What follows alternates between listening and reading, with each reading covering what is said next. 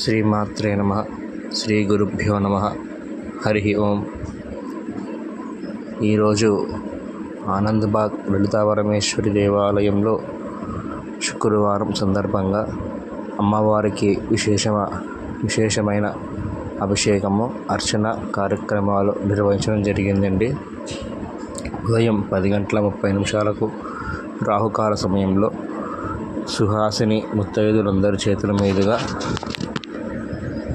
అమ్మవారికి అభిషేకము, రాహుకాల దీపారాధన, శ్రీచక్ర కుంకుమార్చన మొదలగు కార్యక్రమాలు నిర్వహించారండి.